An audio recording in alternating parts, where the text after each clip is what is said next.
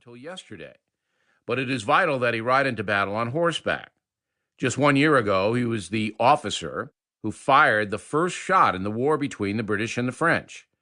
The volley fired by a young Virginian in the backwoods of America set the world on fire, is how one British historian will describe the incident.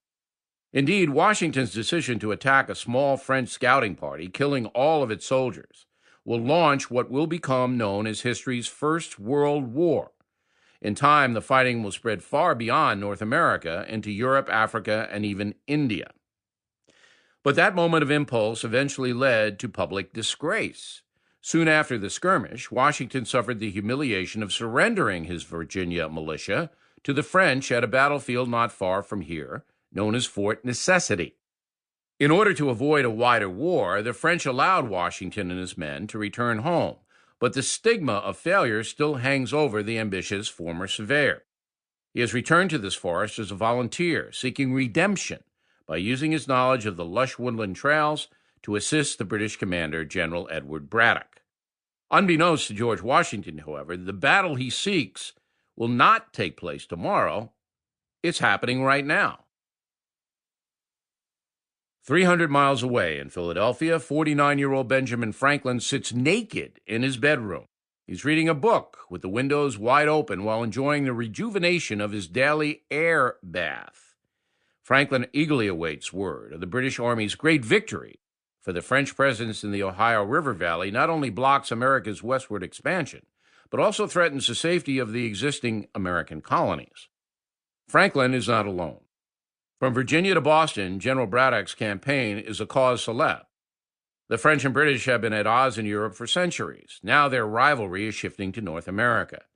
It was the British who first established a string of colonies up and down the Atlantic seaboard, but the French were not easily outdone, settling land west of the Appalachian Mountains.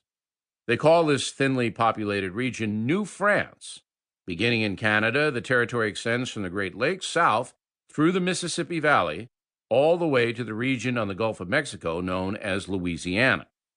The border between the French and British colonies is poorly defined. One region in particular, the Ohio River Valley, is highly coveted by the British as a means of expanding their sphere of influence. General Braddock has been sent to America with the singular purpose of taking possession of this land. But there is also a more tactical reason for the impending battle. The French soldiers in the Ohio River Valley are limited to the garrison at Fort Duquesne. They are in a defensive stance right now, dedicated to keeping the British contained on the coast. But in time, Fort Duquesne could serve as a jumping-off point for a French assault on the British colonies themselves. If that happens, their Indian allies will be free to loot and pillage colonial farms and towns. Fears of the French and Indians sweeping into Pennsylvania and Virginia have churchgoers ardently praying for the general success against our neighboring enemies. Many colonists are so confident of Braddock's abilities that toasts to his victory have already been raised throughout the colonies. Benjamin Franklin, however, is not ready to celebrate. The balding postmaster is a few inches short of 6 feet tall, with broad shoulders and what many consider a very large head. He has been in a common-law marriage for 25 years to Deborah Reed, a buxom beauty 2 years his junior. He sired an illegitimate son with another woman before their union, and Deborah has given birth to 2 children, one of whom died from smallpox at the age of 4. The gray-eyed Franklin favors a vegetarian diet and appears portly, but is in fact muscular due to his passion for swimming. He's an inventor, writer, firefighter, publisher, postmaster, and scientist. But most of all, Benjamin Franklin is patriotic for a nation that does not yet exist.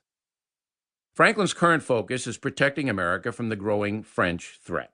He seeks to form a union of the colonies that will provide this protection. But instead of seeing him as an ally, the British see him as a gadfly. His efforts to meet with the Iroquois Indians to broker a peace are viewed as interfering with the power of the king. Despite British animosity, Franklin's ingenuity saved General Braddock's expedition in April when the general himself declared that he could not proceed into the Ohio River Valley due to a lack of wagons and drivers for hauling the food and munitions vital to supplying his army. Franklin and Braddock met in person in late April, just days before George Washington joined the British cause.